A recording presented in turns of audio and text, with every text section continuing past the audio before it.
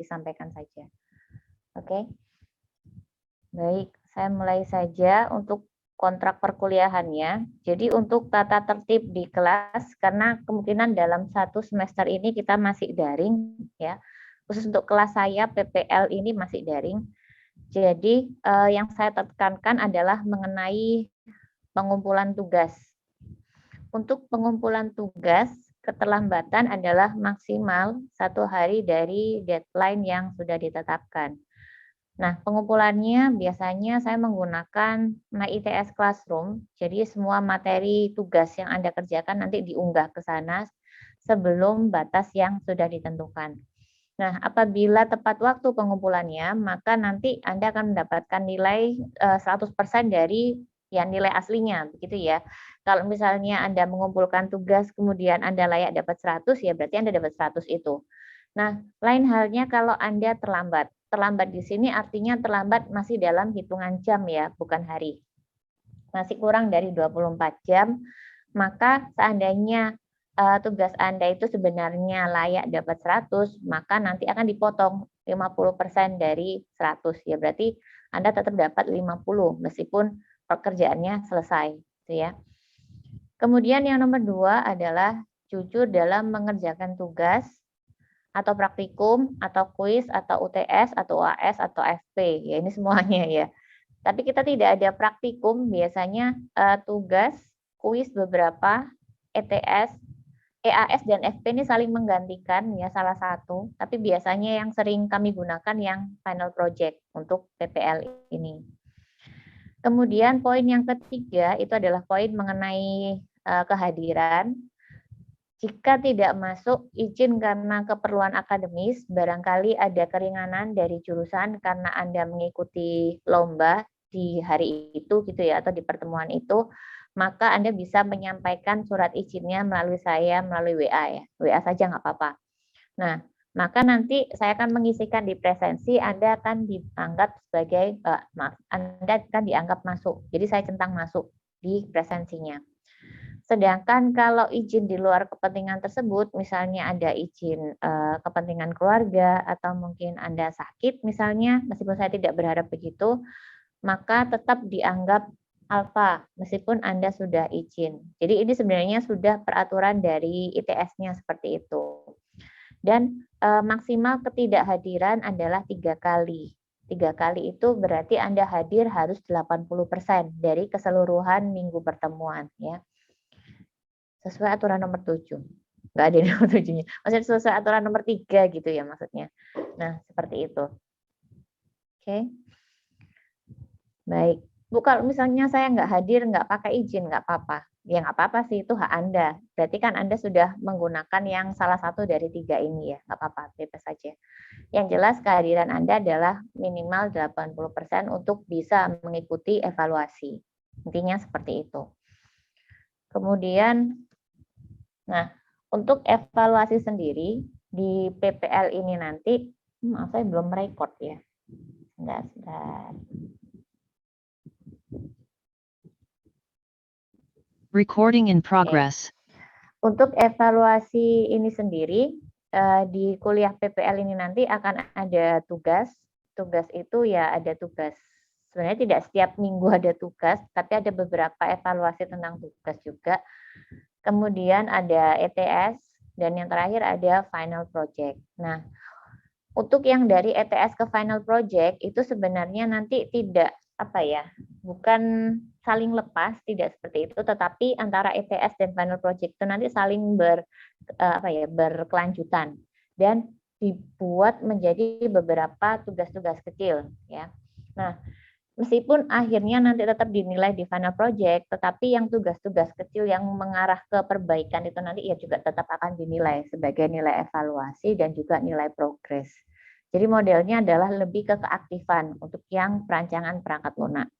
Kenapa demikian? Karena namanya juga perancangan desain, gitu ya. Di dalam desain itu tidak ada yang benar, tidak ada yang salah. Semuanya itu serba relatif. Nah, bagaimana kita bisa mengukur apakah desain kita itu sesuai atau tidak? Sesuai dalam hal ini itu sesuai dengan problem atau software yang akan kita bangun. Nah, itu yang akan kita pelajari nantinya di mata kuliah ini. Oke, baik, saya next dulu. Kemudian mengenai perancangan perangkat lunak itu sendiri, kita akan belajar apa saja di sini. Nah, poin-poinnya diambilkan dari Swaybook. Jadi Swaybook itu merupakan semacam panduan Guide to the Software Engineering Body of Knowledge. Jadi dia merupakan panduan dari keilmuan yang ada di dalam RPL atau Software Engineering. Salah satu babnya adalah mengulas tentang software design. Di sini ya, tentang software design. Sama dengan yang ada di slide tadi. Di dalam software design itu materi-materi atau keilmuan yang tercakup di dalamnya, diantaranya ada software design fundamentals atau dasar-dasar dalam perancangan.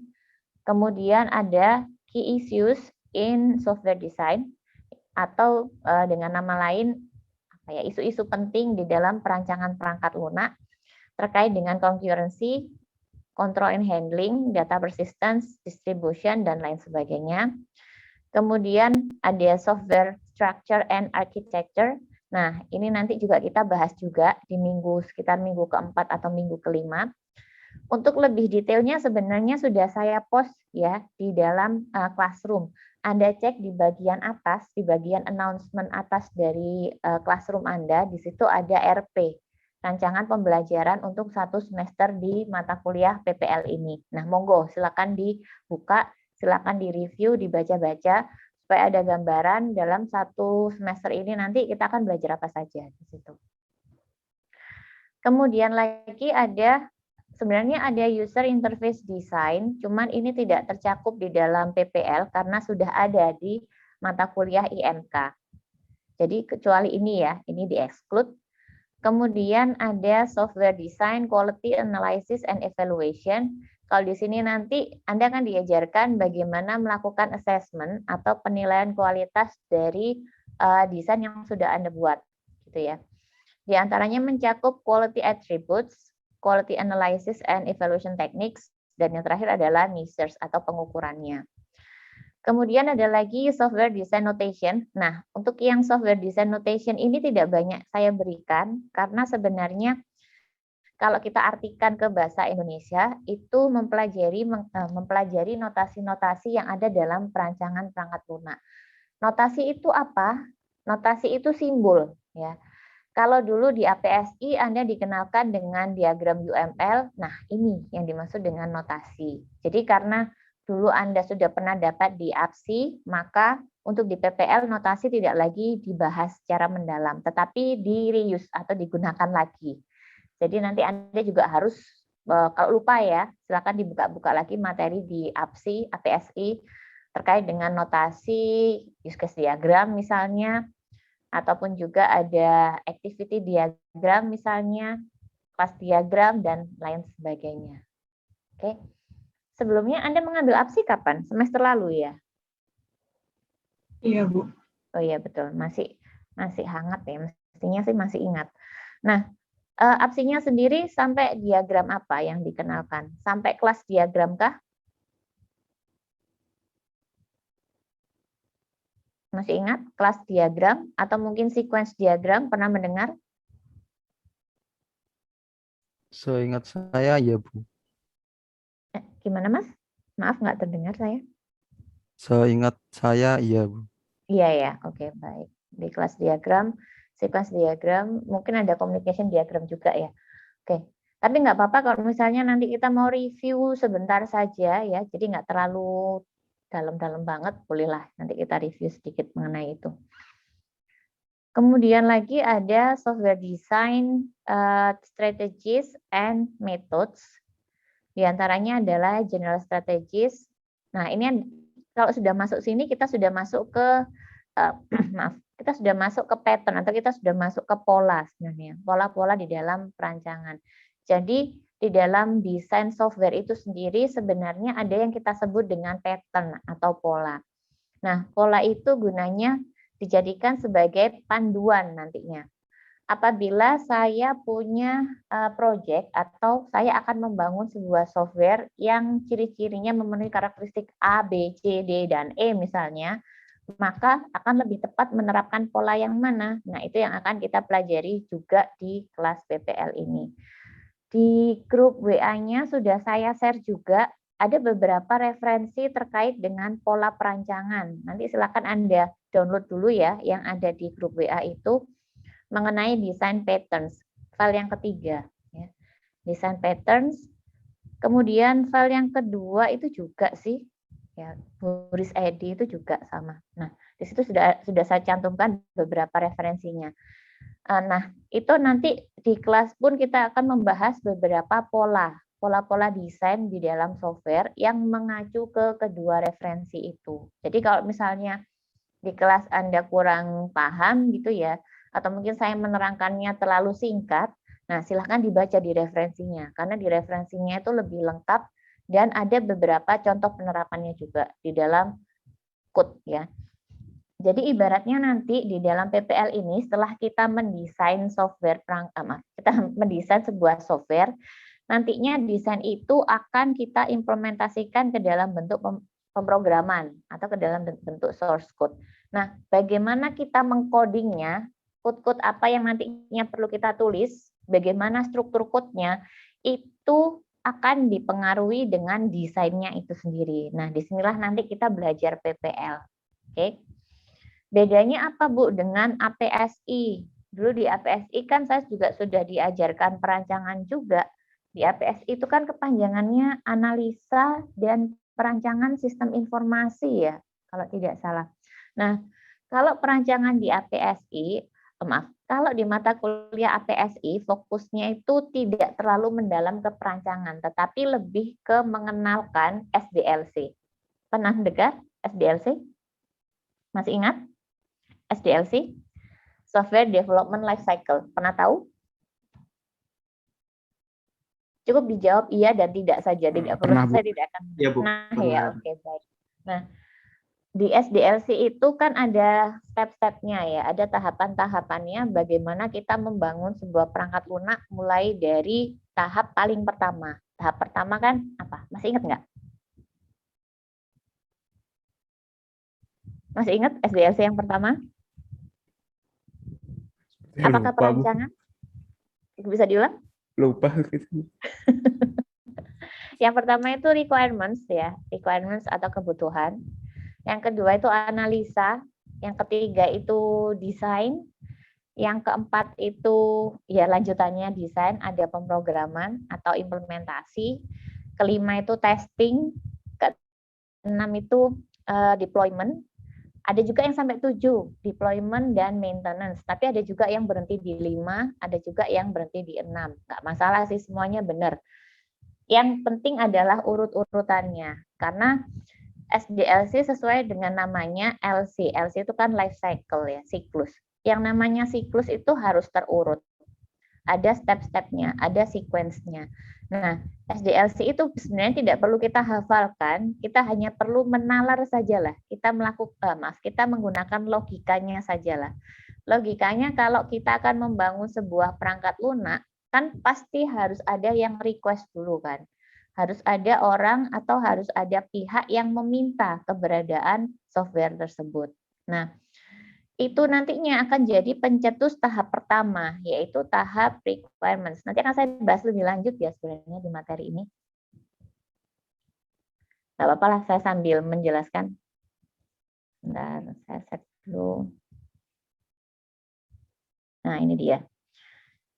Oke, yang pertama adalah planning atau requirements. Jadi, ketika ada orang yang merequest atau ketika ada pihak yang merequest, sebenarnya itu merupakan pencetus dimulainya step yang pertama, yaitu step requirement atau planning. Di dalam planning ini nanti, ya sesuai dengan namanya, kita merencanakan. Selain merencanakan, di dalam planning ini nanti kita juga membuat atau melis yang namanya requirements atau kebutuhan. Ntar saya ada coret-coretan nggak ya? Sini ya.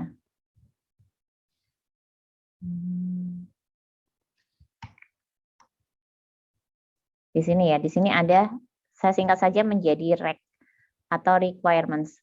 Nah, di dalam tahap 1 requirements ini sendiri artinya kita lakukan adalah kita akan menggali kebutuhan-kebutuhan dari klien. Itu dulu sudah pernah Anda lakukan di APSI, ya. Kalau dulu di APSI mungkin istilahnya elisitasi kebutuhan atau penggalian kebutuhan. Nah, itu sebenarnya tahap pertama, ya. Kalau di IF, di mata kuliah RPL di IF, requirement ini nanti jadi 1 MK lagi, 1 mata kuliah lagi, namanya rekayasa kebutuhan. Jadi masih panjang ya ceritanya kita, masih panjang sekali. Kemudian gunanya kebutuhan ini nanti, Bu, bentuknya kebutuhan itu seperti apa? Ada yang pernah tahu tidak? Bentuknya kebutuhan seperti apa?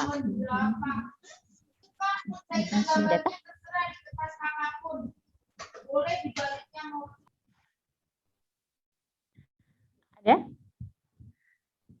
Ada yang pernah tahu bentuknya kebutuhan itu bagaimana? Atau fisiknya itu bagaimana sih kebutuhan itu? Dalam bentuk gambar kah? Dalam bentuk kalimat kah? Dalam bentuk dokumen? Dalam Silakan. bentuk kalimat, ya sepertinya, Bu. Dalam bentuk kalimat, iya betul. Dalam bentuk kalimat yang Anda sebut dengan kalimat kebutuhan. Kalau dulu di APSI pernah dengar SKPL kan ya? Pernah, Bu. Spesifikasi, betul, spesifikasi kebutuhan perangkat lunak. Yang namanya spesifikasi itu menjelaskan tentang detailnya si kebutuhan itu. Nah, di sini. Jadi kebutuhan itu bentuknya kalimat sebenarnya. Kalimatnya itu haruslah yang lengkap, haruslah yang tidak ambigu, haruslah yang nggak boleh multitafsir, haruslah yang jelas, mudah dipahami, dan lain sebagainya. Nah, itu nanti yang dipelajari di RK, rekayasa kebutuhan. Semester berikutnya kalau tidak salah. Semester genap biasanya. Kemudian setelah kita punya list-list kebutuhan atau daftar-daftar kebutuhan itu nanti perlu diolah lagi. Kenapa? Karena kebutuhan yang kita gali langsung dari klien itu adalah kebutuhan yang mentah. Kebutuhan mentah itu artinya kebutuhan yang apa ya ibaratnya itu perlu diolah lagi karena saking banyaknya. Bisa jadi ketika kita selesai melakukan wawancara ke klien, ternyata kita list kebutuhannya itu ada 100 misalnya. Nah, belum tentu 100-100-nya itu langsung akan kita codingkan semuanya. Enggak seperti itu. Jadi ada tahapan lain yang kita sebut dengan analisis atau analisa. Di tahap analisa, kebutuhan mentah itu perlu kita sorting lagi, perlu kita filter lagi. Manakah yang masuk ke kebutuhan-kebutuhan yang inti, gitu ya. Nah, tahap analisa ini juga dipelajari di RK. Nanti di rekayasa kebutuhan itu Anda juga akan diajarkan prioritisasi kebutuhan. Prioritisasi kebutuhan artinya setiap kebutuhan itu akan kita nilai. Berapa nilai kepentingannya, berapa nilai manfaatnya, berapa nilai cost-nya atau biayanya ketika kebutuhan itu diimplementasikan, dan juga berapa nilai resikonya. Nah, itu nanti dihitung. Ada formulanya ya, ada rumusnya, dihitung sampai akhirnya kita bisa ngasih rating ke tiap-tiap kebutuhan. Kebutuhan itu saya rating tinggi, kebutuhan itu saya rating rendah, kebutuhan itu saya rating paling rendah ya. Nah, biasanya kita pakai 3 kelas ya. Kelasnya itu high, medium, low. Untuk kebutuhan-kebutuhan yang high itu adalah kebutuhan-kebutuhan yang prioritas utama dan pasti akan dikerjakan, ya. Pasti akan diimplementasikan. Sedangkan kalau kebutuhan-kebutuhan yang dia ratingnya itu medium, itu adalah kebutuhan yang 50-50. Baru akan dikerjakan kalau budgetnya masih ada, atau baru akan dikerjakan kalau resource-nya untuk mengerjakan itu masih tersedia. Tapi kalau misalnya resource-nya sudah habis untuk mengerjakan yang kebutuhan high-nya, ya berarti yang medium juga dieliminasi, digagalkan. Begitu ya. Itu juga dipelajari di RK. Ini saya cuma menjelaskan kulitnya dulu ya, supaya nanti Anda punya gambaran. Oh, antara mata kuliah yang Anda ambil di rumpun RPL itu nggak saling lepas kok. Masih nyambung di dalam satu kesatuan yang kita sebut dengan SDLC itu tadi. Hanya saja fokusnya satu-satu ya, fokusnya lebih detail di 1 MK. Oke. 2 itu tadi ada di rekayasa kebutuhan. Nah, kemudian yang ketiga itu adalah desain. Nah, disinilah fokusnya si PPL. ya. PPL itu fokusnya di sini. Oke. Di desain itu kita akan mengacu pada list kebutuhan yang sudah dihasilkan di tahap 1 maupun tahap 2. Jadi kita nggak desain asal gitu ya, enggak, tetapi harus berdasarkan kalimat kebutuhan yang ada. Harus berdasarkan SKPL yang sudah jadi. Karena itu nanti di sini, di mata kuliah ini, PPL ini sebenarnya kita sudah nggak ngomongin lagi tentang SKPL, tetapi nanti kita sudah ngomongin tentang DPPL. DPPL itu deskripsi perancangan perangkat lunak ya. Deskripsi atau definisi saya lupa. Pokoknya istilahnya dokumennya namanya DPPL. Itu lebih berisi tentang desain-desain saja. Seperti itu yang kita buat. Nah, di dalam perancangan itu nanti ada beberapa poin-poin penting yang harus kita pilih. Seperti misalnya kita mau pakai arsitektur apa, kita mau pakai pola apa, pendekatan apa, kita mau pakai infrastruktur apa, kita mau pakai struktur apa misalnya. Nah, itu kita bahas semua nanti di PPL. Jadi nggak hanya sekedar ketika kebutuhan jadi langsung di coding gitu ya, langsung Anda buka IDE-nya, kemudian Anda ngoding source code-nya, enggak seperti itu. Tetapi akan ada desain, harus ada perancangan yang perlu Anda buat terlebih dahulu supaya apa? Supaya nantinya software tersebut bisa long lasting. Long lasting itu artinya software itu bisa bekerja dengan baik dalam waktu yang cukup lama. Kok bisa ya? Apa kaitannya dengan perancangan? Kalau ada sebuah produk yang melewati tahap perancangan dengan matang, mostly ya kebanyakan produk itu pasti punya kualitas yang lebih baik. Kenapa? Karena setiap kali ada kecacatan yang terjadi di produk itu, si pembuat produk akan dengan mudah bisa menemukan cacatnya di mana. Dari mana? Ya dari perancangannya, dari dokumen desainnya. Sama halnya seperti software. Ketika software itu ngebug atau ada defect yang terlacak di sana, maka si developer itu akan menggunakan semua, kita menyebutnya artifak. Kita akan menggunakan semua artifak-artifak yang ada di dalam perancangan itu untuk nge-trace, untuk mencari di mana letak kesalahannya. Semakin lengkap artefaknya, semakin mudah bug itu ditemukan, dan semakin cepat proses resolve-nya yang berimbas pada kualitasnya atau umur hidupnya itu semakin lama. Jadi usernya itu usernya itu akan menggunakan itu dengan nyaman. Akhirnya akan tetap digunakan. Oke. Itu didesain. Berikutnya adalah implementation. Nah, implementation ini sebenarnya dengan desain itu nanti akan ada, kalau kita bikin garis gitu ya, garisnya ada 2 arah, bolak-balik gitu. Implementasi dipengaruhi oleh desain, desain sedikit banyak juga harus memikirkan implementasinya. Meskipun di sini nanti dokumennya dalam bentuk DPPL, bukan dalam bentuk source code. Tapi paling tidak akan ada gambaran atau kita harus memikirkan ke depannya nanti kodenya itu strukturnya bagaimana. Penggunaan bahasa pemrograman yang berbeda bisa mempengaruhi bentuk desainnya juga nantinya. Oke, itu implementasi.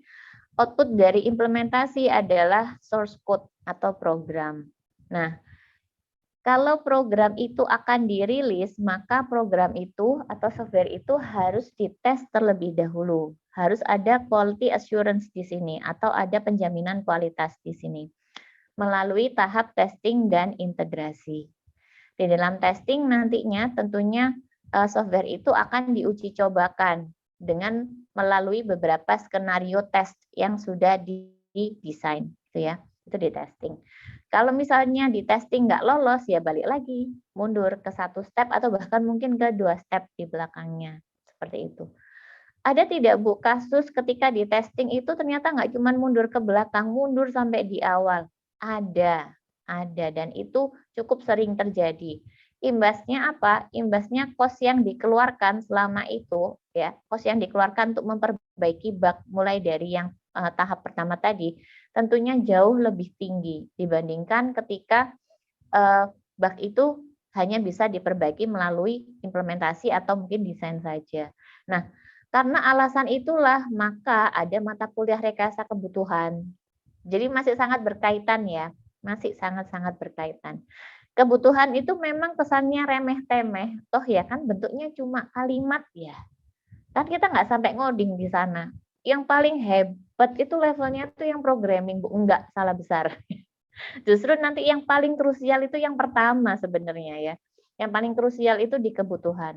Kalau kalimat kebutuhannya salah ditafsirkan oleh developer atau oleh bagian-bagian, baik itu desainer, baik itu programmer, baik itu analisnya, wah bahaya. Bisa-bisa ketika jadi produknya tidak menjawab kebutuhannya pengguna.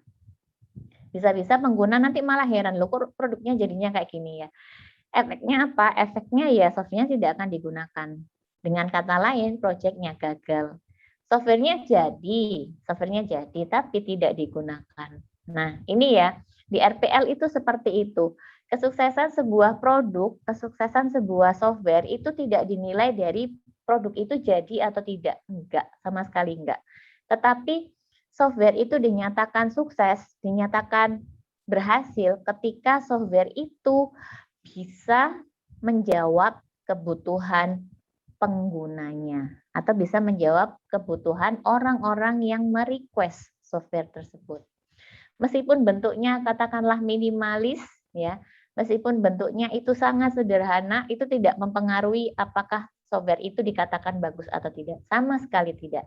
Tetapi yang dinilai adalah kegunaannya. Oke, seperti itu. Kembali ke testing ya, ketika software sudah dites dan sudah dikatakan layak uji coba, kualitasnya juga sudah dijamin gitu ya, sudah bisa terukur, maka dia akan dirilis. Dia akan dideploykan. Software itu akan diberikan, dideliverkan ke klien. Nah, dari sisi klien nanti akan melakukan maintenance atau perawatan software. Inilah yang disebut dengan SDLC. Bu, dari maintenance apakah bisa balik ke sini lagi? Bisa. Ketika ada perubahan kebutuhan. Jadi misalnya saya punya software dengan versi A gitu ya. Versi 1, maaf, versi 1. Ketika software itu saya gunakan, saya contohkan saja Integra ya. Integra atau yang Anda gunakan biasanya di FRS-an itu dulunya tidak seperti itu ya. Dulunya tidak seperti yang Anda lihat sekarang ini, enggak. Jauh lebih sederhana. Dulu Integra itu cuma bisa dipakai untuk memasukkan mata kuliah saja. Saya masih ingat betul, saya itu dulu kuliah S1 angkatan 2004 ya, sudah puluhan tahun yang lalu. Nah, waktu itu FRS-nya tidak menggunakan sistem ya. Waktu itu belum ada sistem apa namanya? Sistem yang kayak kita menggunakan website itu belum ada. Jadi saya harus antri di BAAK, tahu ya di BAAK di pusat sana. Anda angkatan berapa? 2019 ya, mestinya mesti tahu BAAK ya, bukan angkatan COVID kan. Mungkin kalau yang angkatan baru malah nggak ngerti BAAK itu yang sebelah mana karena nggak pernah ke kampus ya. Tapi kalau saya rasa Anda pernah lah ya, 2019. Nah, saya harus ke BAAK, kemudian di sana diberi form, kertas, bentuk kertas gitu, lalu diminta untuk mengisikan mata kuliah apa saja yang mau diambil di situ. Cross-check-nya gimana Bu? Pakai sistem. Mungkin iya pakai sistem, tetapi sistemnya itu hanya lokal di BAAK itu saja. Nanti BAAK yang akan laporan ke TU di departemen atau jurusan yang ada. Ribet ya, memang. Dan itu dulu di BAAK itu saya masih ingat betul, loketnya itu ada sampai 15-an loket. Satu antrian di loket itu bisa sampai 7-8 mahasiswa yang ngantri. Iya, benar seperti itu. Oke. Nah, baru kemudian di akhir-akhir saya kuliah 2007 kalau nggak salah, 2007 2006-an itu baru ada Integra. Itu pun namanya bukan Integra dulu, saya lupa namanya. Nah, itu pun gunanya cuma untuk memasukkan mata kuliah saja. Jadi yang semula saya harus datang ke BAAK, enggak, setelah ada Integra yang versi jadulnya dulu itu, saya cuma tinggal memasukkan mata kuliah saja. Apakah penilaian bisa dimasukkan ke sana? Enggak, belum ada. Jadi cuma memasukkan mata kuliah, di ACC oleh dosen wali, udah selesai. Proses bisnisnya cuma sampai situ. Tapi dengan seiring berkembangnya kebutuhan dan permintaan kebutuhan dari inklusivitasnya ITS, maka makin lama Integra itu semakin lama ditambahi kebutuhannya, diperbaiki, dibuatkan versi berikutnya sampai yang sekarang ini Anda lihat. Di Integra itu kita nggak hanya bisa FRS-an saja, tetapi Anda bisa melihat nilai Anda bisa cetak transkrip dari sana, saya bisa naruh nilai Anda di sana, kemudian Anda juga bisa create scam di sana dan lain sebagainya. Tapi awalnya dulu tidak. Nah, inilah yang dimaksud dengan siklus ya.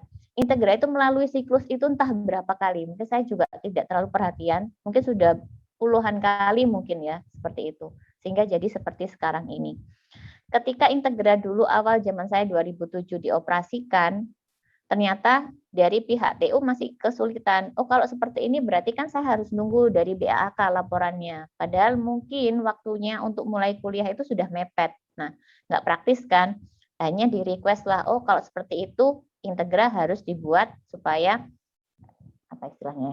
bisa dilihat oleh TU-TU yang ada di departemen. Nah, kembali lagi itu semua bermula dari kebutuhan. Ya, kebutuhan dari TU departemennya. Akhirnya masuklah tahap ini lagi, muter lagi, diperbaiki Integra itu sampai menjadi beberapa versi. Ya. Nah, ini yang dimaksud dengan SDLC, Software Development Life Cycle. Kira-kira gambarannya seperti itu. Ketika di APSI dulu, ya, ketika di mata kuliah APSI, Anda dikenalkan ini, desain, dan dikenalkan sampai implementasi enggak? Sampai ngoding nggak Anda? Enggak, Bu. Oh, gimana? Iya. Enggak, Bu. Oh, enggak ya. Oke, berarti mungkin sampai desain aja ya. Ini. Ya, sampai situ. Codingnya ini biasanya ini mencar-mencar ya, ada di PBO ada di PWeb ada, seperti itu. Tapi tidak nyambung atau tidak terhubung dengan desainnya sebenarnya. Nah, disinilah nanti di PPL itu nanti Anda diajarkan untuk sedikit menyambungkan ke sana meskipun nggak sampai jadi satu aplikasi full gitu ya, enggak. Paling kita cuma mengimplementasikan satu fitur atau beberapa fitur saja dari keseluruhan kegunaan si aplikasi itu, tetapi implementasinya harus benar-benar sesuai dengan desainnya. Jadi nggak asal ngoding gitu ya. Kira seperti itu. Oke, itu SDLC. Saya kembali lagi ke kontrak perkuliahan. Baik. Software Design Strategi tadi sudah. Nah, di sini salah satunya ada OO, Object Oriented Design. Ini mungkin sedikit banyak pernah Anda serempet dulu di APSI. Nah, di sekarang ini nanti akan saya perdalam lagi mengenai itu. Lalu ada Data Structure Centered Design. Nah, ini merupakan paradigma perancangan perangkat lunak yang berbeda dibandingkan dengan OO. Jadi sebenarnya desain perangkat lunak itu, pemrograman itu tidak hanya yang OO saja loh, ada yang banyak lagi. Salah satunya ada Data Structure Centered, ada Component Based, ada Function Oriented, dan macam-macam. Nah, masing-masingnya ini nanti cara perancangannya juga berbeda-beda ya. Oke. Dan yang terakhir ada Software Design Tools. Nah, untuk yang Software Design Tools ini saya bebaskan sih. Anda boleh pakai Star UML, Anda boleh pakai, barangkali ada yang punya Power Designer, ya boleh gunakan Power Designer. Atau mungkin ada juga yang, apa lagi ya? Saya lupa namanya. Belakangnya itu ada architecture-nya.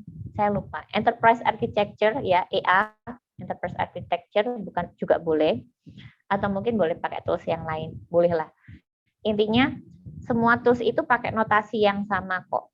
Ya, pakai notasi yang sama ini. Pakai notasi yang sama. Sama-sama notasi UML. Sudah seragam. Oke, kira-kira seperti itu. Baik. Referensinya ini beberapa tadi sudah saya berikan, ini sudah saya berikan di grup WA. Yang ini belum. Maaf, sebentar saya buka dulu. Oh iya, belum. Yang Summerfield ini belum karena filenya cukup besar ya. 40-an mega. Saya nggak berani naruh di grup. Mungkin nanti saya share linknya saja ya. Atau Anda bisa download e-booknya. Misalnya kalau nemu ketika Anda browsing, kalau nggak nemu-nemu ya silakan hubungi saya, nanti saya share linknya. Ini ya. Ian Summerfield ini. Ini juga kita gunakan tapi di materi-materi awal. Nah, kemudian ada beberapa materi review, ini nanti boleh Anda tonton sendiri, ya SDLC itu bagaimana. Lalu ini itu materinya baru kita bahas minggu depan kalau nggak salah, atau 2 minggu lagi. Tapi kalau mau ditonton dulu ya monggo, silakan. Dan yang ini software design, kelanjutan dari software arsitektur. Nah, ketiga video ini kenapa kok saya cantumkan? Karena ketiga video ini bisa memberikan gambaran ke Anda mengenai apa yang akan Anda pelajari di mata kuliah ini tanpa harus membaca buku yang tadi saya share. Tapi bukan berarti, Bu, kalau saya sudah nonton ini otomatis saya lulus. Enggak juga, ya. Tetapi ini ibaratnya sebagai apa ya? Gerbang masuk Anda supaya Anda itu punya gambaran. Anda punya apa ya? Bayangan. Anda punya acuan. Yang nanti akan saya pelajari itu bentuknya begini loh. Tetapi gimana caranya? Nah, gimana caranya itu akan kita pelajari di minggu-minggu berikutnya. Beratnya seperti itu. Oke, silakan ditonton sendiri nanti 3 video ini. Oke, kira-kira seperti itu. Baik, mengenai kontrak perkuliahan, apakah ada pertanyaan? Silakan sebelum saya lanjutkan masuk ke materinya. Belumkah? Belum? Oke. Oh ya, maaf, saya lupa menyampaikan satu hal lagi. Oke. Kalau umumnya normalnya kan kita harusnya pertemuan itu ada 16 kali pertemuan perkuliahan ya. Di PPL ini nanti memang ada 16 kali pertemuan, tetapi akan saya mampatkan menjadi 12 minggu pertemuan. Jadi mungkin ada beberapa minggu itu yang kita masuk 2 kali. Kenapa demikian? Karena mohon maaf sekali, saya dibatasi dengan waktu, di mana saya berencana untuk studi sebenarnya. Saya berangkat studi sekitar Desember, sehingga mau nggak mau saya usahakan nanti akhir dari November Anda sudah selesai di kuliah ini, gitu ya. Tetap saya tidak akan mengkorupsi 16 pertemuan, tetap saya akan sampaikan 16 kali pertemuan, hanya saja ada beberapa minggu yang harus saya mampatkan, ya, harus saya mampatkan. Entah itu nanti bentuknya berupa progres tugas, atau entah itu nanti saya buat sebagai evaluasi kuis gitu ya. Jadi hari Selasanya kita kuliah, hari Jumatnya kita kuis misalnya. Nah, itu sudah dianggap sebagai 2 pertemuan yang berbeda ataupun dalam bentuk yang lain. Nanti akan saya infokan lanjut. Oke, oleh karena itu nanti saya minta tolong satu saja, salah satu dari Anda nanti jadi ini ya. Jadi ketua kelasnya atau jadi koordinatornya untuk membantu teman-temannya. Barangkali ketika saya mau mengajukan, boleh nggak dalam minggu ini kita kuliah 2 kali. Nah, nanti ketua kelasnya bisa menyampaikan ke saya, Bu, teman-teman bisanya hari ini atau hari itu atau hari apalah. Kita bisa bicarakan di grup WA seperti itu ya. Oke, saya kira seperti itu. Monggo jika ada pertanyaan silakan. Belum kah? Yakin? Oke, baik. Baik, kalau belum ada. Materinya sudah saya letakkan di Classroom ya, jadi nanti silakan di-download sendiri untuk yang kontrak kuliah. Baik, kalau begitu saya masuk ke materi yang pertama. Nah, ini materi yang masih dasar sekali, yaitu mengenai software design fundamentals atau dasar-dasar di dalam perancangan perangkat lunak. Oh, silakan Mas Daniel. Ya, Bu, saya izin bertanya, Bu. Hmm. Nanti itu FP-nya seperti apa ya, Bu? Dalam kelompok, individu, dan kira-kira gambaran FP-nya itu seperti apa ya, Bu? Terima kasih. Oke, baik. Untuk FP-nya itu nanti umumnya dikerjakan berkelompok, tetapi nggak banyak, satu kelompok maksimal 3 orang. Ya. Pernah juga dalam satu tahun ajaran itu saya menggunakan hanya 2 orang saja dan itu dirasa lebih efektif. Mungkin 2 orang atau 3 orang ya per kelompok. Nah, yang dikerjakan adalah Anda membuat desain ya. Sebenarnya sampai dengan ETS ya, sampai dengan ETS itu akan ada tugas-tugas yang Anda membuat desain di sana.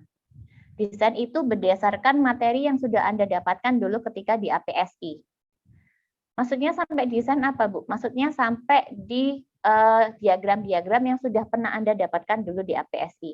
Jadi ada diagram use case diagram, Anda buat activity diagram, Anda buat kelas diagram. Kalau kita pakai pendekatan OO ya, object oriented, berarti kita pakai kelas diagram. Atau mungkin ada yang menggunakan DFD karena menggunakan pendekatan data structured, boleh pakai DFD. Nah, kemudian beserta diagram-diagram lain yang berkaitan dengan itu.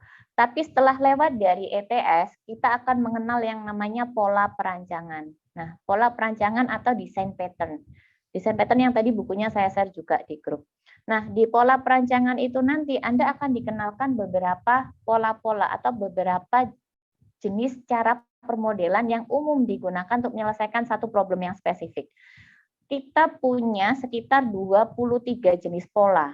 Ya, ada 23 jenis pola di dalam software engineering itu. Tetapi tidak semuanya kita implementasikan, nggak perlu khawatir.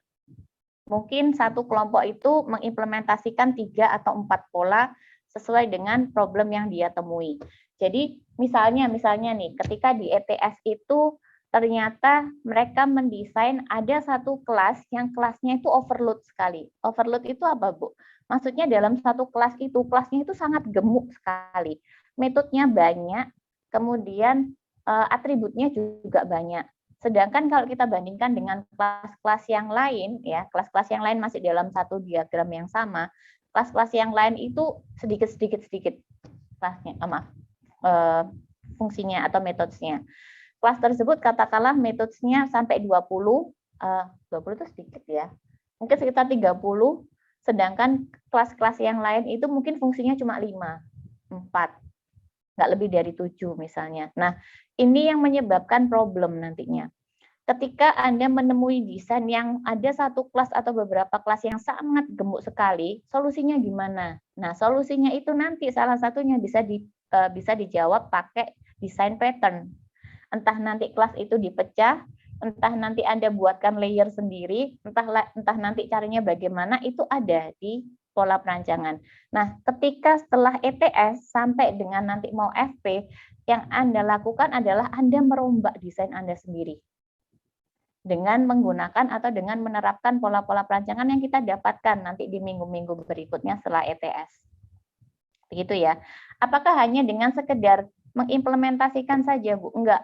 Ketika Anda memilih atau ketika Anda menentukan, saya mau pakai pola A, katakanlah ada salah satu pola itu dinamakan dengan singleton ya.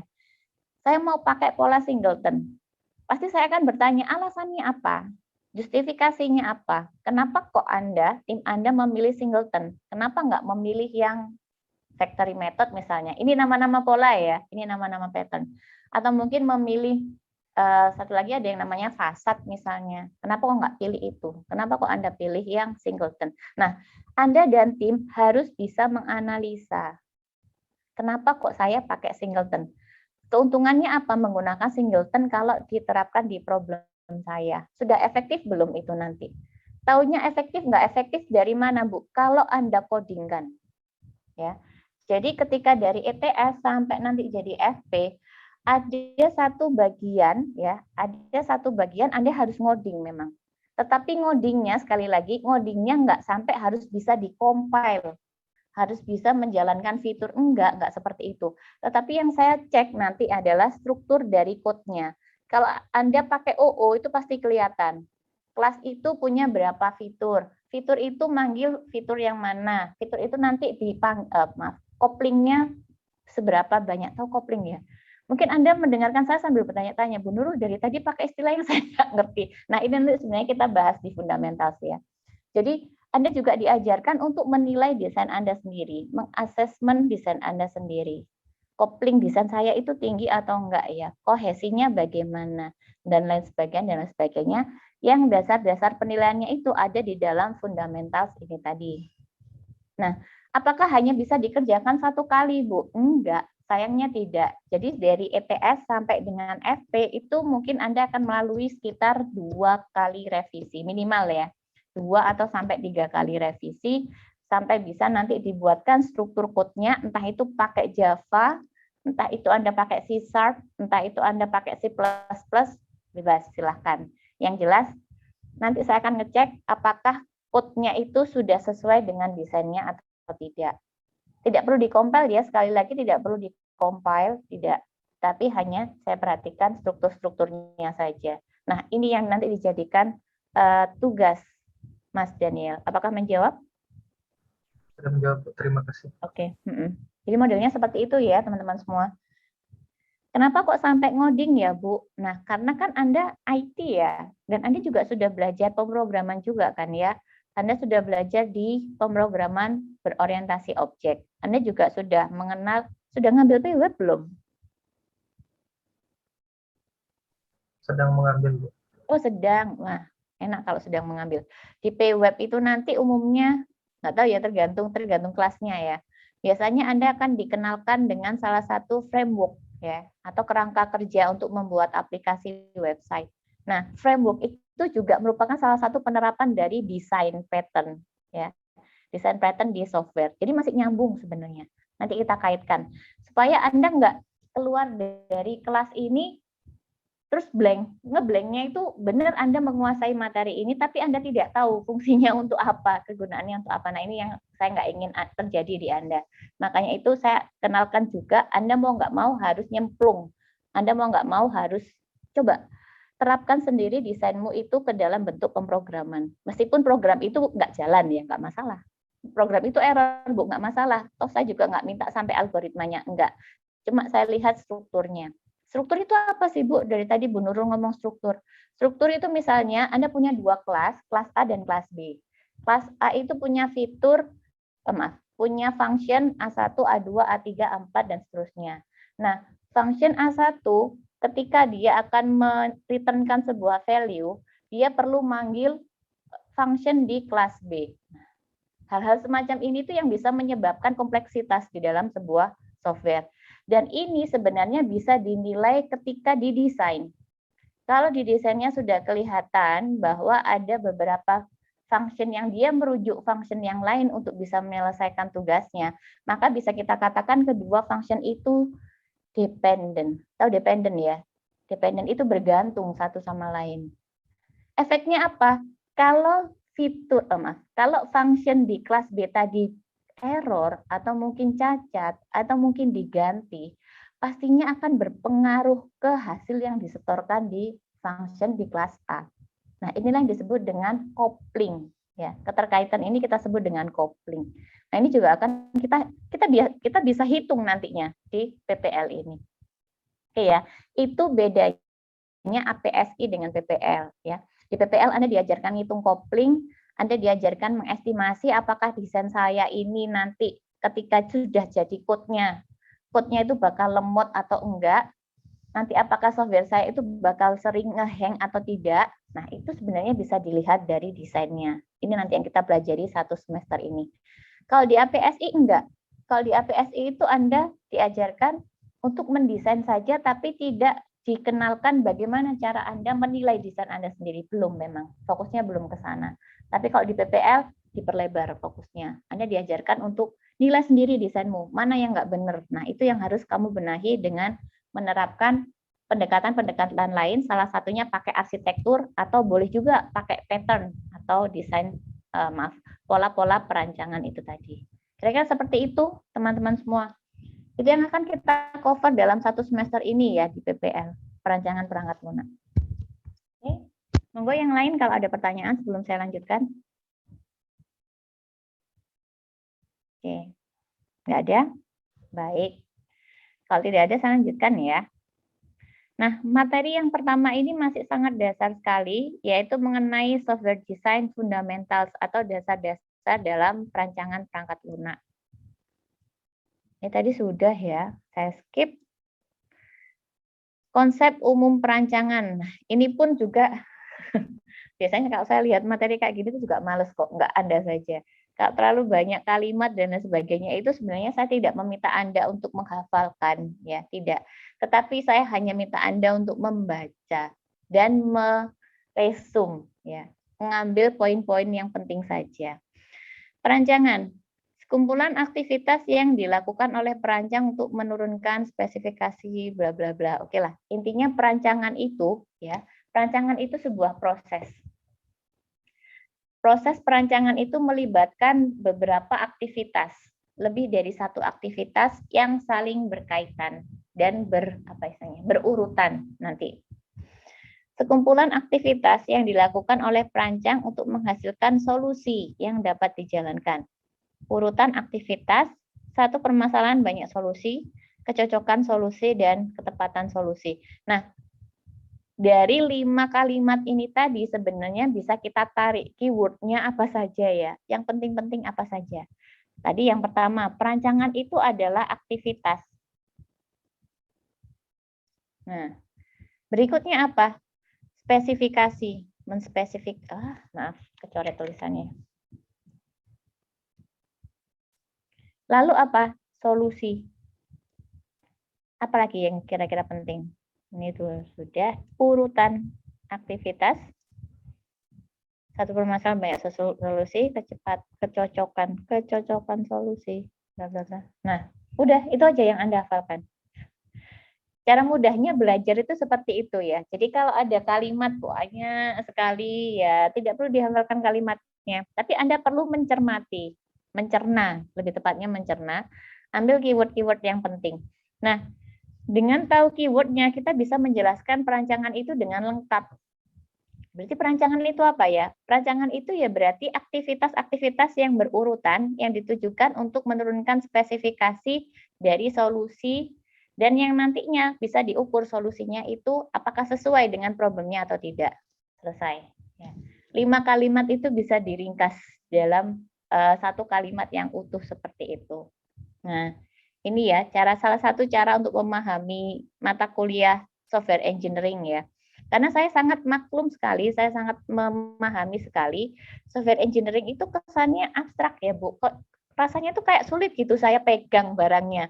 Beda dengan kalau Anda belajar matematika diskrit atau mungkin Anda belajar ALIN, aljabar linear. Jelas ya yang Anda hadapi itu kan huruf numbers gitu atau angka-angka, kemudian Anda terapkan beberapa pola atau Anda terapkan beberapa deret, nanti keluar hasilnya.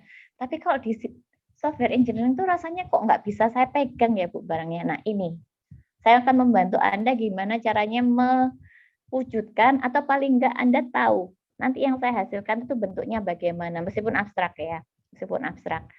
Cara belajar sesuatu yang abstrak ya paling efektif ya dari praktek langsung, karena itu nanti di PPL akan ada banyak tugas yang sifatnya kontinu ya.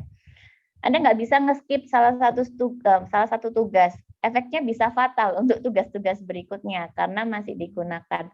Prinsipnya kan saya gunakan sama seperti SDLC ya, ini kan muter ya.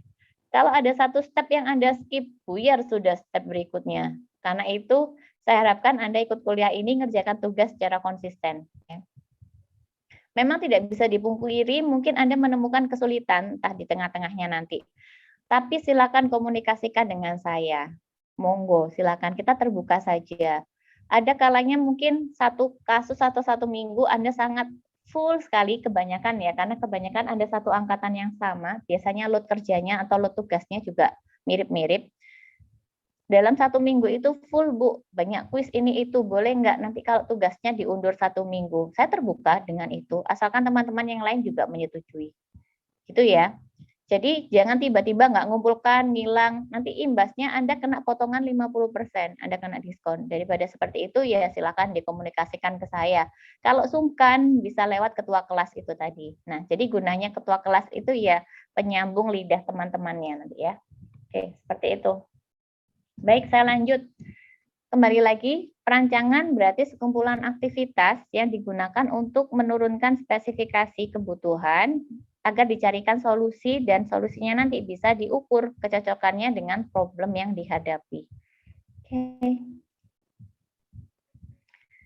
4 aktivitas utama dalam perancangan. Karena tadi solusi itu ternyata yang kita bahas secara terus-terusan di dalam sebuah perancangan, maka aktivitas-aktivitas itu tentunya nggak jauh-jauh dari solusi. Yang pertama, mengemukakan solusi, membangun model solusi, mengevaluasi, nah ini saya garis bawahi karena ini yang jadi pembeda antara PPL dengan APSI, serta menguraikan model untuk menghasilkan spesifikasi detail dari solusi. Ya. Ini perlu dihafalkan nggak, Bu? Nggak usah dibaca aja. Saya jelaskan secara ini aja ya, secara garis besar aja ya. Yang pertama, clarify nature of requirement. Mengklarifikasi kebutuhan, ya. Mengklarifikasi dasar-dasar dari kebutuhan. Inputnya berupa external requirement atau kebutuhan yang kita dapatkan dari klien. Nah, kebutuhan tadi itu kan seperti yang tadi saya jelaskan, kebutuhan itu kan mentah ya, jumlahnya bisa sangat banyak sekali. Di sini clarify nature the requirement itu artinya kita mengekstraksi lagi, kita mengambil dasar-dasarnya saja, sehingga bisa menghasilkan sebuah requirement specification. Output dari step yang pertama itu adalah requirement specification, yaitu bentuk kebutuhan yang sudah lebih matang, sudah lebih padat isinya, sudah lebih konkret seperti itu dalam bentuk kalimat-kalimat yang juga konkret, kalimat-kalimat yang tidak ambigu. Kedua, dilanjutkan dengan analyze needs and build black box model of the problem. Kedua ini Kedua ini modelnya seperti kita meng-create sebuah solusi tanpa perlu tahu detail dari solusinya.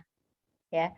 Jadi kita cuma create bungkus dari solusinya berdasarkan input berupa requirement specification yang outputnya nanti bisa dalam bentuk functional specification. Bedanya apa ya, Bu? Spesifikasi kebutuhan dan spesifikasi fungsi. Kalau spesifikasi kebutuhan itu menembak langsung ke klien. Artinya spesifikasi itu menjelaskan kebutuhan-kebutuhan yang keluar dari klien. Sedangkan kalau functional specification ini ranahnya sudah mengarah ke teknis ya, teknisnya ke dalam sebuah software.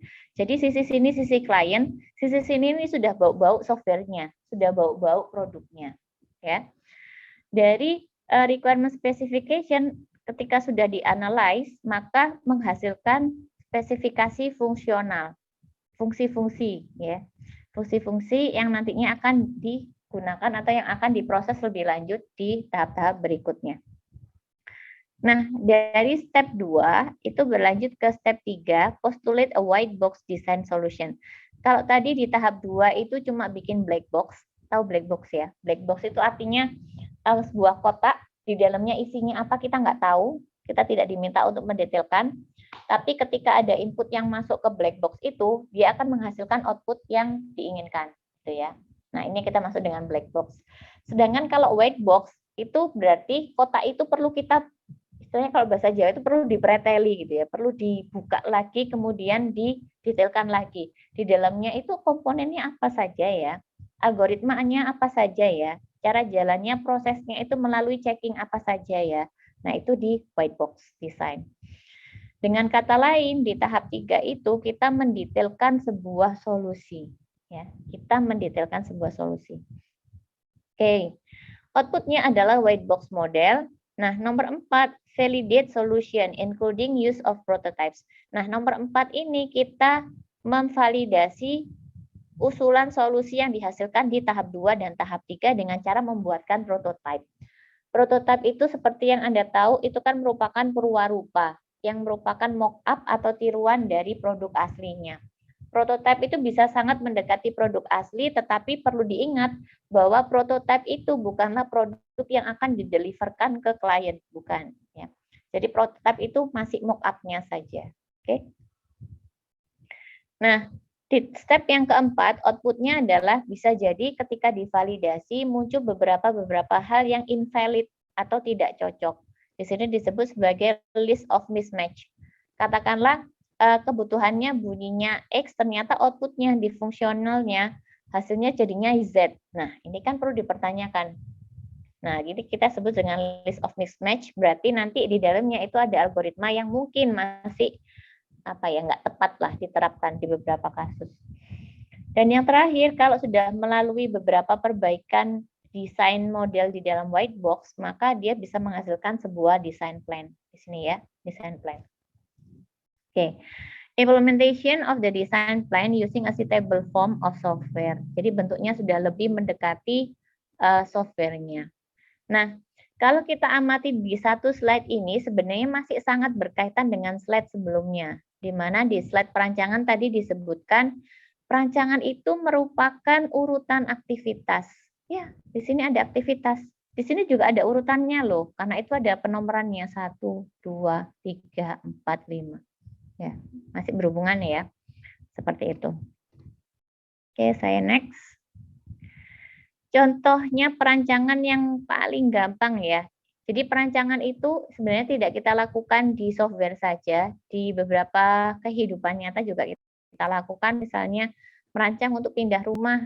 Nah, merancang untuk pindah rumah itu kan mesti perlu dipertimbangkan pindahnya kemana, kemudian kalau misalnya rumah itu ngontrak biayanya berapa, lokasinya di mana, apakah dekat dengan kebutuhan atau dekat dengan sekolahnya, karena ini anggota keluarganya ada anak kecil 2 usia sekolah, nah apakah dekat dengan sekolah misalnya, kemudian nanti pindahkan barangnya itu menggunakan apa, dan lain sebagainya. Nah, itu semua masuk dalam perancangan. Sama halnya dengan ketika kita mendesain sebuah software. Hal-hal perancangan itu perlu kita lakukan untuk memastikan produk software yang kita hasilkan itu benar-benar bisa menjawab kebutuhan pengguna. Oke, sekumpulan parameter tersebut merupakan sebuah solusi dari permasalahan yang muncul ketika kita pindah rumah. Ya, problemnya misalnya solusinya misalnya kita harus nyewa truk nih untuk memindahkan barang-barang kita. Nah, itu solusinya. Tapi solusi itu didasarkan pada problem apa? Problemnya adalah, wah, kita selama hidup di sini barangnya banyak ya. Barangnya nggak sedikit. Padahal kalau mau dipindahkan ke rumah yang baru, pastinya harus ada moda transportnya yang bisa mengangkut barang-barang itu dengan dengan praktis atau bisa sekali jalan keangkut semua. Gimana ya? Ya solusinya pakai truk. Nah, seperti itu. Itu analoginya kalau Anda membangun software ya. Kalau membangun software pun ya demikian. Nanti yang dipikirkan seperti itu. Saya ambilkan contoh saja ketika FRS. Ya, ketika FRS problemnya tadi yang saya katakan dari Integra tahun 2007 ke 2008, problemnya adalah di TU departemen itu tidak bisa menerima laporan mahasiswa tersebut mengambil mata kuliah apa saja, kelas yang harus dibangun berapa kelas, yang diatur berapa kelas, itu tidak bisa datang tepat waktu karena mepet-mepet ketika mau masuk kuliah baru dikirimkan oleh BAAK. Nah, itu problem.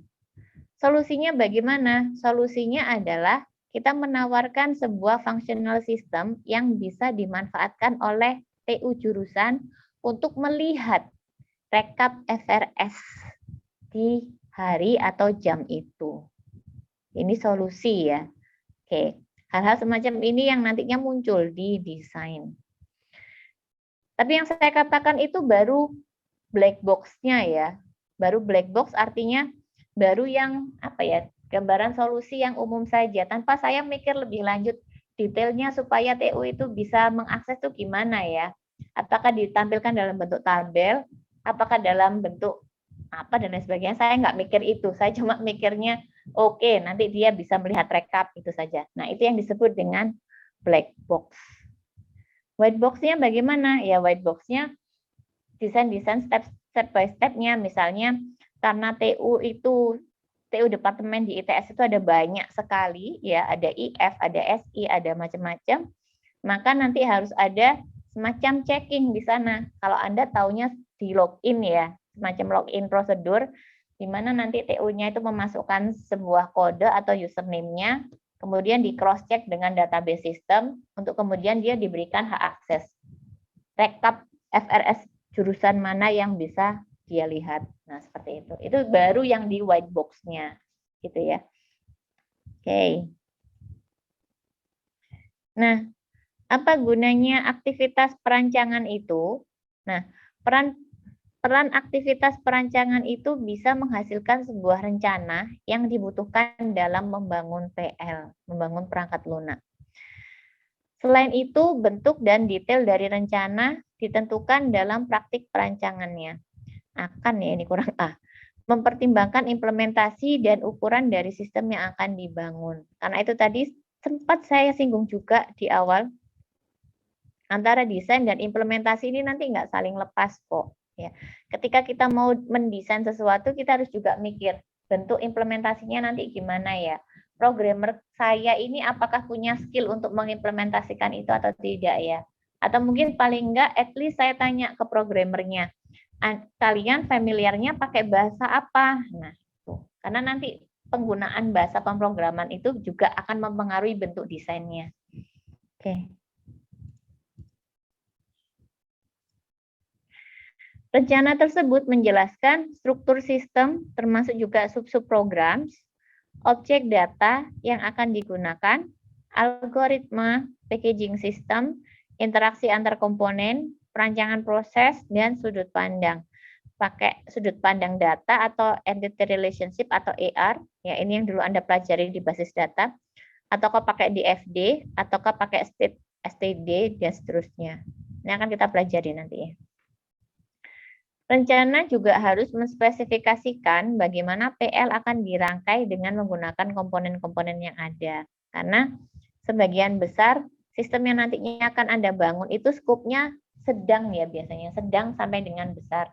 Nah, untuk software yang skopnya itu sedang, tidak mungkin hanya dikerjakan oleh satu orang saja, tetapi biasanya akan terdiri dari beberapa orang dalam satu tim yang mereka punya coverage pekerjaan atau job desk sendiri-sendiri.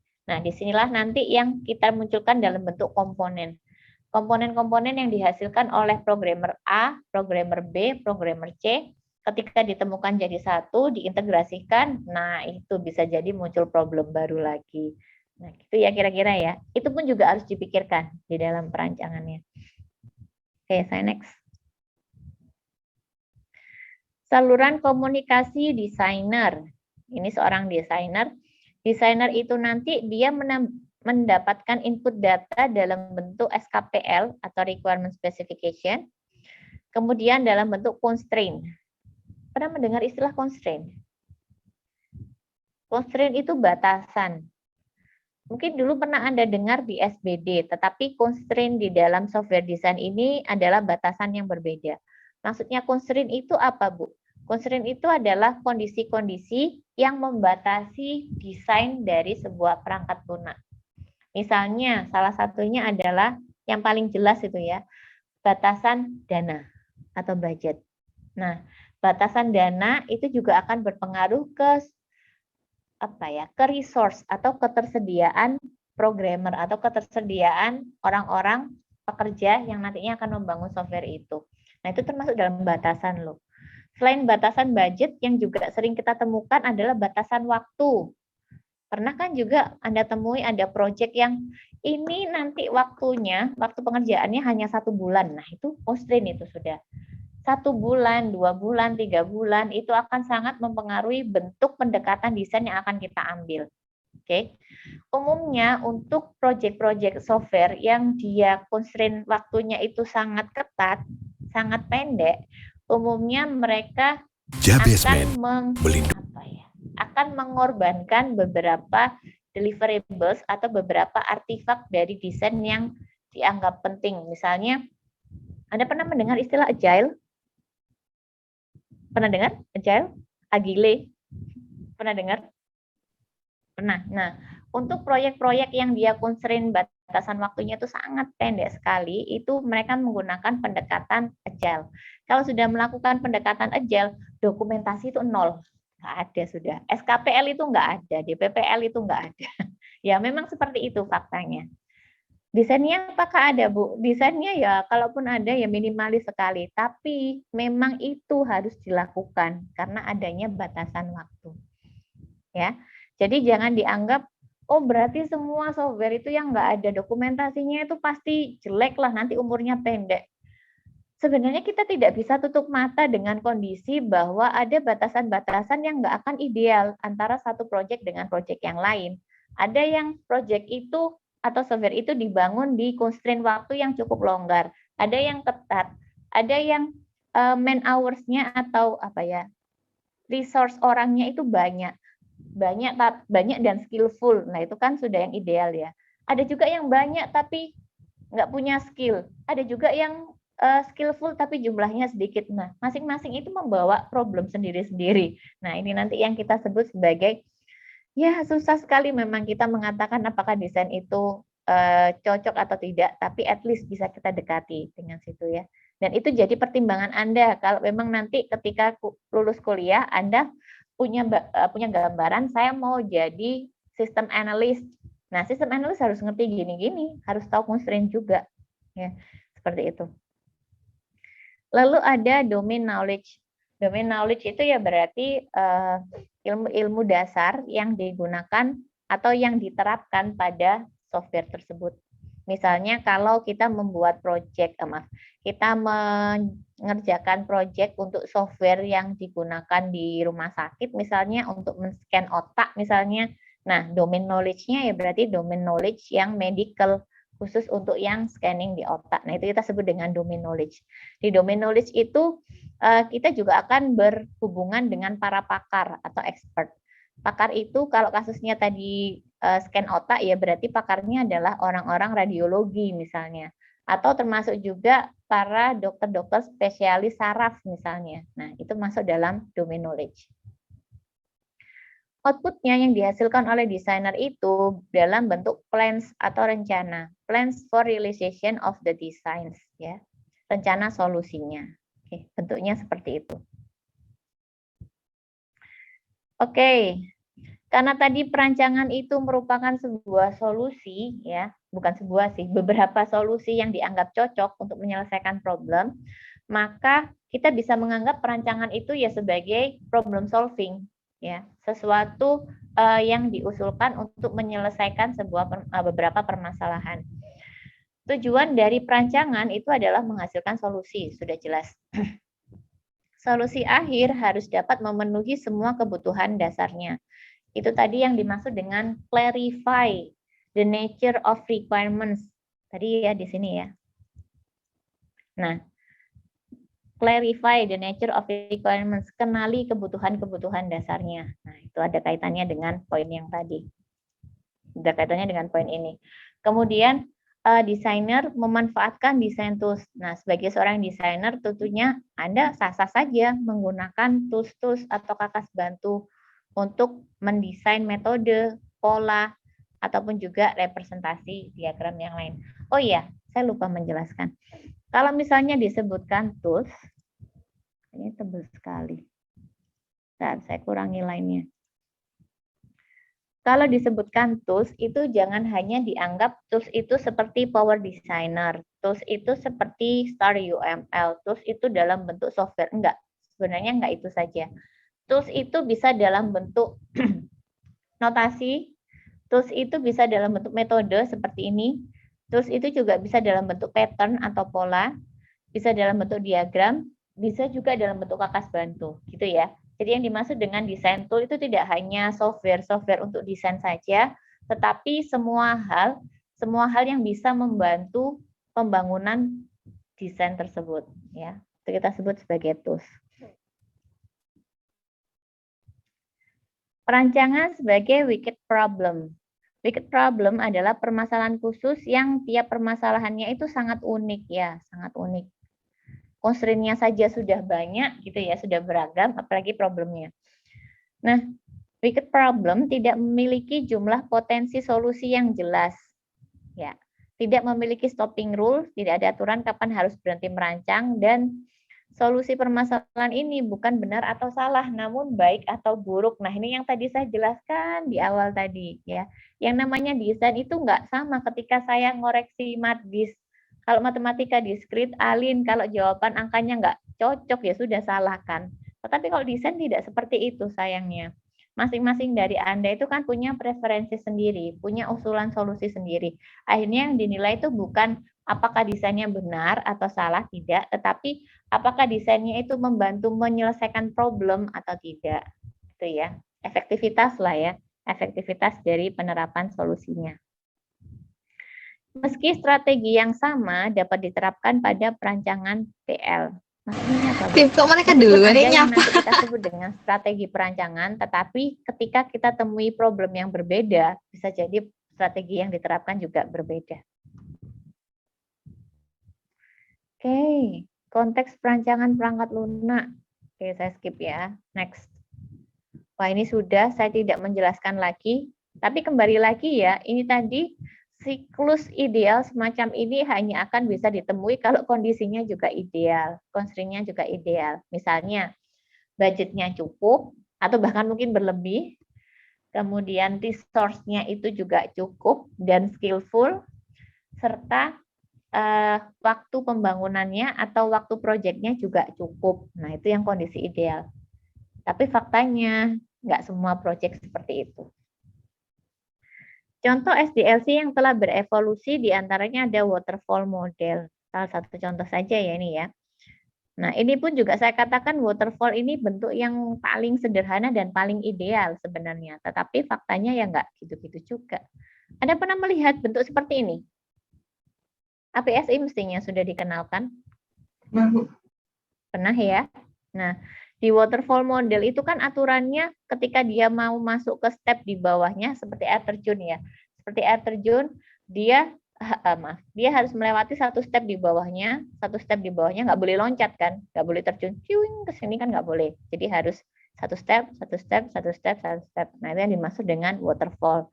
Sama halnya kalau mau bolak-baliknya nggak bisa langsung dari ke sini terus langsung loncat balik ke sini nggak bisa, harus melalui step sebelumnya. Nah, yang namanya waterfall model itu dia punya step yang dikembangkan dari SDLC sebenarnya. Yang pertama adalah feasibility study. Feasibility study itu bisa disebut juga dengan studi kelayakan. Memastikan bahwa solusi tersebut layak untuk dijalankan. Layak itu artinya ya antara resiko dan manfaatnya itu proporsinya bagus gitu ya. Yang dimaksud proporsinya bagus itu gimana, Bu? Misalnya ada kalanya bisa jadi solusi yang kita hasilkan itu memang bisa menjawab problem, tetapi antara effort yang dikeluarkan untuk membangun solusi dengan manfaat yang akan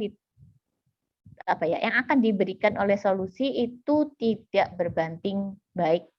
Katakanlah effort yang dikeluarkan lebih besar daripada manfaat yang didapatkan. Misal, saya akan membangun sebuah fungsionalitas sistem. Fungsionalitasnya itu adalah ketika, misalnya apa ya? Saya contohkan saja kayak sistem presensi. Sistem presensi yang menggunakan apa ya? Biometrik kita, entah itu sidik jari, entah itu pakai kornea ya. Bukan kornea, apa itu retina ya? Bukan retina juga. Yang biasanya di TV-TV itu loh, yang Anda harus di-scan-kan di dalam ke kamera. Nah, katakanlah seperti itu. Fungsionalitasnya untuk presensi kelas ya, yang awalnya dulu pakai tanda tangan, tetapi karena dianggap kalau tanda tangan itu kan nanti pasti banyak yang TA, titip absen, anaknya nggak hadir, yang tanda tangan temennya misalnya. Nah, karena ada problem itu, akhirnya solusi yang ditawarkan, oke, kalau mau presensi masuk ke kelas pakai biometrik. Biometriknya apa? Ya supaya secure banget ya. Kalau pakai sidik jari itu dikhawatirkan nanti dia ngecap entah pakai apa ya, pakai plastisin atau apa nggak tahu ya. Ini mungkin bayangan saya ya. Dicapkan gitu di jempol temennya, dibawa kemana-mana nanti dicapkan di fingerprint. Oh bisa ternyata. Oh nggak boleh kayak gitu. Harusnya gimana? Harusnya pakai scan mata. Nah, balik lagi, effort untuk membangun scan mata hanya untuk presensi Anda masuk ke kelas itu sebanding nggak dengan manfaatnya? Saya tanya, menurut Anda sebanding tidak? Gimana? Kalau saya minta Anda untuk menimbang, apakah kalau Anda mau hadir di kelas itu memang secure sekali ya, kalau Anda harus scan mata dulu baru boleh diizinkan atau baru bisa dicentang presensinya untuk hadir. Tapi menurut Anda sebanding tidak dengan manfaatnya, effortnya? Silakan. Ya, kenapa Mbak Latifah?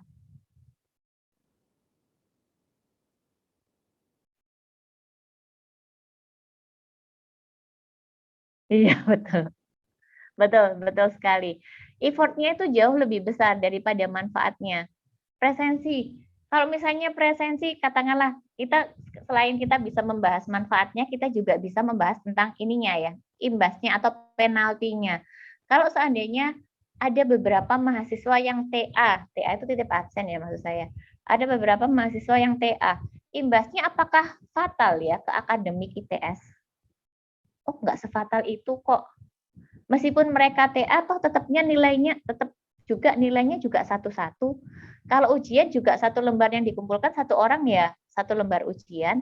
Artinya meskipun ada temennya yang TA, yang nggak masuk itu ya tetap nggak ngumpulkan ujian misalnya. Berarti kan manfaatnya atau penaltinya kan juga nggak terlalu besar. Padahal effort yang dikeluarkan untuk scan mata untuk membangun fungsional semacam itu besar sekali. Nah, ini yang saya contohkan dengan tidak visible, tidak layak.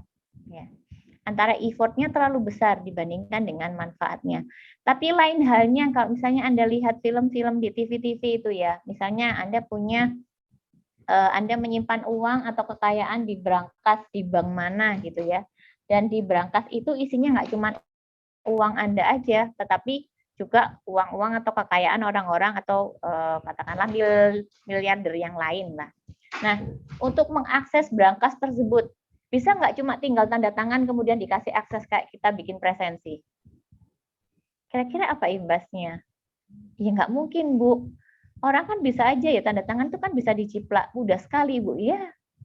Lalu apakah effortnya pas ketika akhirnya kita tidak hanya menggunakan scan sidik jari, mungkin kita juga pakai menambahkan scan mata juga. Jadi sidik jarinya itu nggak cuma jempol, telunjuk, tangan, bla bla bla, semuanya dicapkan gitu, di-scan-kan plus matanya. Effortnya kira-kira gimana?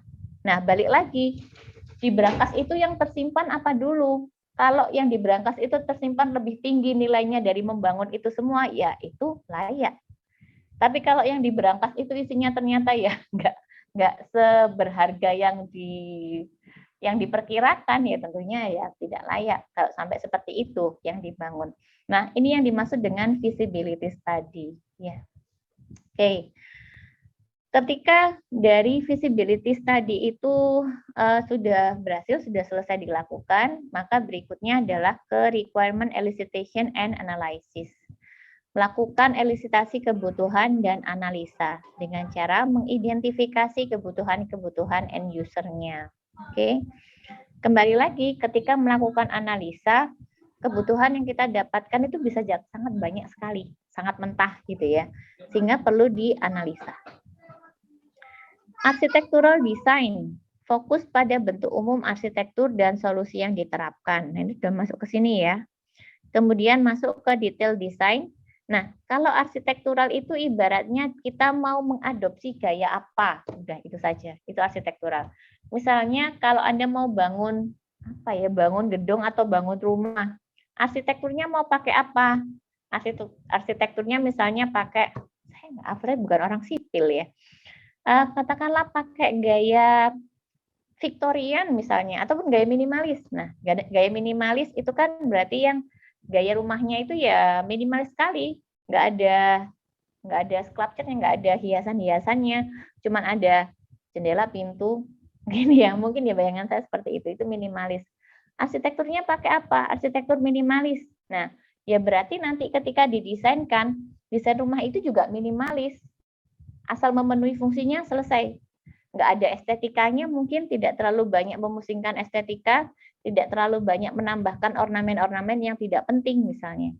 Lain halnya kalau arsitekturnya pakai apa? Arsitekturnya pakai gaya Victorian, gaya yang megah gitu ya. Kayak kalau Anda lihat di mana itu? Empire Place itu di daerah Blauran sana. Jadi bentuknya tuh kayak istana gitu, ada pilarnya. Nah, itu beda lagi. Kalau arsitekturnya seperti itu ya berarti desainnya pun juga beda lagi. Nah, ini yang dimaksud dengan arsitektural dengan detail design. Jadi arsitektural itu ibaratnya kayak bungkusnya gimana dulu. Nah, baru nanti didetailkan di bagian desain. Setelah itu baru di coding, kemudian di testing ya, diujikan. Ketika diujikan selesai, nah unit testing ya. Bedanya apa, Bu? Unit testing dengan integration testing. Kembali lagi, kalau misalnya softwarenya itu skopnya sedang atau besar, maka akan dibagi menjadi beberapa unit atau beberapa komponen atau beberapa modul. Nah, ketika masuk ke unit testing, per komponen itu yang diujikan. Komponen itu dengan dirinya sendiri itu diujikan. Apakah masih ada bug di sana atau tidak. Lain halnya dengan integration testing. Kalau integration testing, komponen A dengan komponen B dikawinkan, diintegrasikan. Muncul problem tidak? Nah, itu yang dimaksud dengan integration testing. Oke. Yang berikutnya adalah operation and maintenance. Kalau sudah dikatakan integration testingnya lolos, ya, bugnya sudah diperbaiki, maka bisa dideliverkan, diberikan ke klien untuk dioperasikan dan juga dirawat. Nah, ini adalah sebenarnya modifikasi dari model SDLC kalau Anda amati. Karena logika urutan step by step-nya itu sudah sesuai dengan yang ada di SDLC. Hanya saja lebih detail, gitu ya. Oke. Nah, penerapan SDLC, waterfall itu tadi kan salah satunya saja, ya. Model yang lain tuh banyak, ada incremental, ada reaktif. Ada contohnya nggak ya? Oh ini, ada spiral atau incremental seperti ini modelnya. Ada juga, oh habis. Ada juga yang reaktif. Oke, mungkin saya jelaskan secara bungkusnya saja ya, garis besarnya. Kalau di waterfall itu kan satu siklus saja, selesai gitu ya. Beda halnya dengan incremental. Kalau incremental atau spiral itu kan muter ya, muter, balik lagi, balik lagi, balik lagi. Nah, kita amati saja mulai dari yang paling ini dulu, paling pertama, paling tengahnya dulu. Startnya mulai dari determine objectives, alternatives, and constraint. Menentukan batasan, tujuan, dan juga solusi alternatif dari problem tersebut. Itu ranah yang ini. Kemudian dilanjutkan dengan ranah berikutnya, yaitu evaluate alternatives, identify resolve risk, mengevaluasi alternatif dan solusi-solusi yang ditawarkan, termasuk di sini membangun prototipe versi 1 misalnya, kemudian geser ke sini, develop, verify, next level, kemudian berikutnya plan next phase. Nah, ini muter, thread. Satu putaran ini kita sebut satu iterasi. Muter lagi, 2 iterasi. Muter lagi 3 iterasi, muter lagi 4 iterasi, dan seterusnya. Nah, ini yang dimaksud dengan spiral. Oke?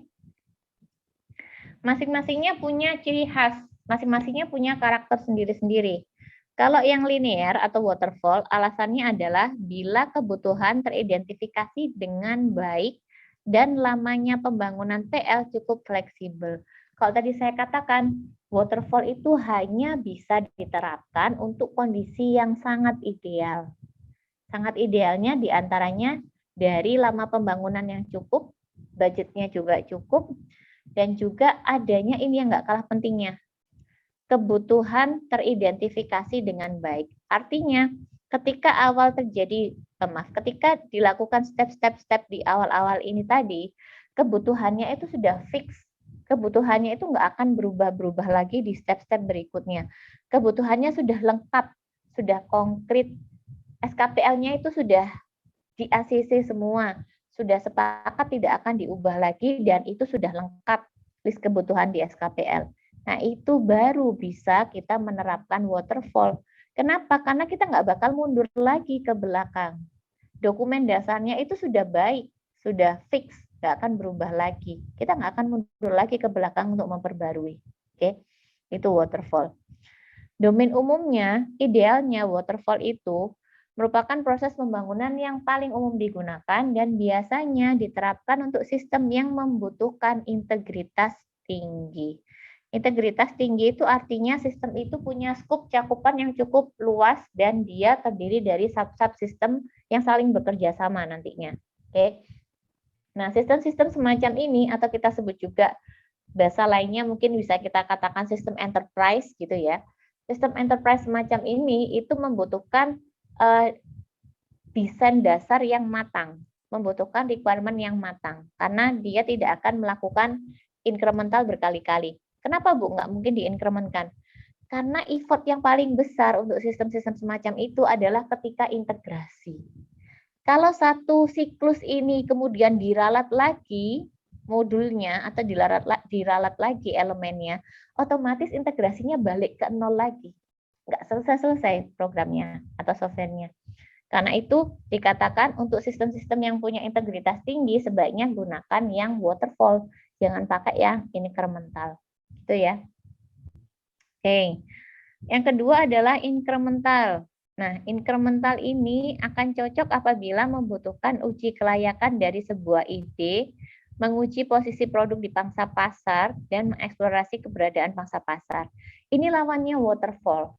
Kalau waterfall tadi kliennya sudah jelas, kebutuhan kliennya juga sudah jelas, sudah lengkap, sudah bisa diidentifikasi dari awal. Tapi kalau incremental enggak. Ibaratnya incremental itu yang serba enggak pasti, gitulah. Ya, kebutuhannya itu belum pasti dia nanti bakal berubah lagi atau belum pasti dia nanti enggak bakal berubah lagi, atau bahkan juga yang lebih ekstrim mau ngelempar ide dulu ke pasar. Nah, ini kan kalau dikatakan Anda melempar ide ke pasar, tentunya kan mereka pengen dapat feedback ya. Kalau dapat feedback, tentunya nanti diperbaiki lagi kan softwarenya. Nah, untuk yang project-project sifatnya seperti itu, maka kita sebaiknya menggunakan yang incremental.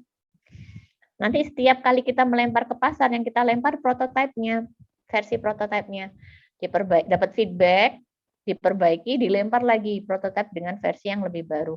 Dapat feedback, dilempar lagi ke pasar. Nah, ini lebih tepat jika menggunakan incremental. Domain umumnya adalah shrink wrap software seperti Office Package, Games ataupun OS. Ya, maksudnya adalah dia memberikan versi memberikan versioning atau memberikan updates di software-softwarenya. Umumnya kalau misalnya Office Package atau OS Windows ya biasanya, itu kan ada service pack-nya. Pernah tahu nggak? Windows sebelum Windows 10 sih. Itu kita perlu install atau ngupdate service pack entah berapa periodical ya, entah beberapa bulan sekali untuk memastikan bahwa sistem kita itu kapabilitasnya lebih baik gitu ya. Lebih jarang nanti terjadi crash atau bug misalnya di install software yang baru. Nah, ini yang kita maksud dengan shrink wrap. Membungkus software itu ke dalam versioning yang lebih kecil, tetapi bisa diamati bahwa versi berikutnya itu merupakan pembaruan atau updates dari versi yang sebelumnya. Sangat banyak ya, saya rasa kalau contohnya software semacam ini. Office Package, Office itu ya Microsoft Office itu juga ada seperti ini. Kan ada versinya ya, versi 2013, 2016, kemudian 360 yang sekarang ini kita pakai, 365. Nah, itu berarti modelnya incremental. Dan yang terakhir itu adalah proses pembangunan yang reaktif ya. Bila evolusi sistem sebagian disebabkan oleh respon developer terhadap persepsi kebutuhan yang ada saat itu. Oke. Kalau yang reaktif ini ya berarti bukan waterfall, bukan incremental. Kalau waterfall dan incremental semuanya itu rasanya semuanya itu rasanya ditentukan oleh klien. Misalnya, kalau waterfall kliennya itu sudah ngerti di awal. Kliennya sudah bisa memberikan kebutuhannya dengan lengkap. Kalau incremental, kliennya pengen testing ide yang difasilitasi oleh developer, dibuatkan prototype atau versioning, dilempar ke pasar, dapat feedback, dilempar lagi. Tapi kalau reaktif enggak. Reaktif itu yang memutuskan itu si developernya sendiri, ya. Ibaratnya developernya di sini yang takes action. Developernya itu yang mengambil aksi, ya. Bila evolusi sistem disebabkan oleh respon developer terhadap persepsi kebutuhan tertentu. Ya, jadi di sini yang menentukan bukan klien, tapi yang menentukan si developernya sendiri. Nah, domain umumnya adalah open source software. Ya, namanya juga open source. Anda sering menggunakan open source?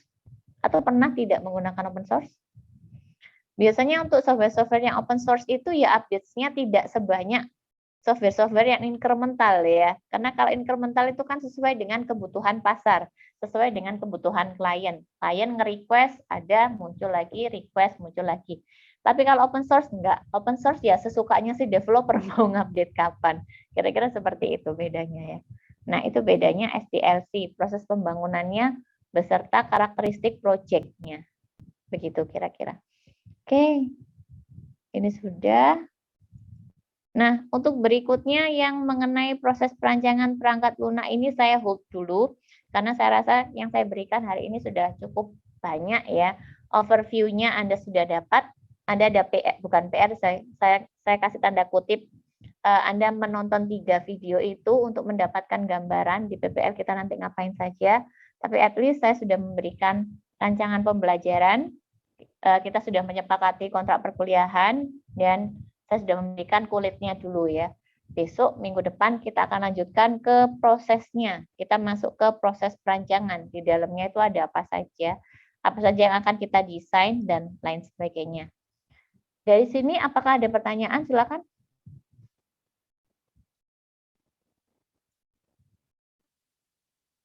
Oke, terima kasih. Baik, teman-teman yang lain? Tidak ada? Baik. Kalau tidak ada, saya tutup dulu perkuliahannya, tapi sebelumnya sebentar saya mau capture dulu kehadirannya. Bentar ya.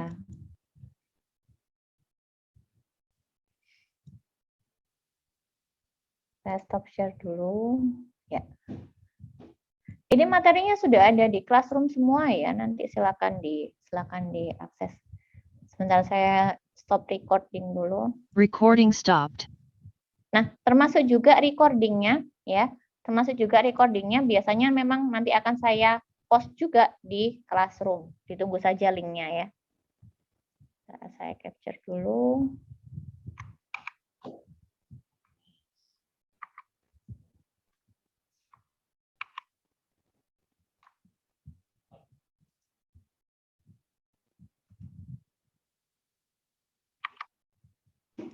Saya kirimkan di grup PPLC ya.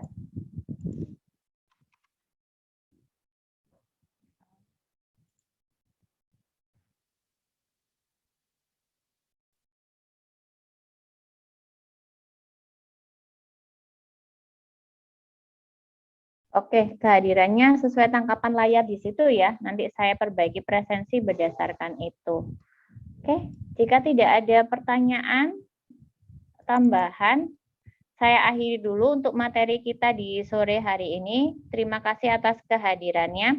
Kalau ada pertanyaan lain atau mungkin hal-hal yang perlu didiskusikan lain, bisa langsung disampaikan di grup. Kemudian hari ini belum saya kenalkan dulu asistennya karena belum ada. Mungkin minggu depan semoga saja kita sudah dapat asisten ya untuk kelas yang PPLC yang bisa membantu Anda nantinya di kelas. Baik, saya tutup kelasnya. Terima kasih sekali lagi atas kehadirannya dan selamat sore. Terima kasih, Bu. Terima kasih, Bu. Saya N ya.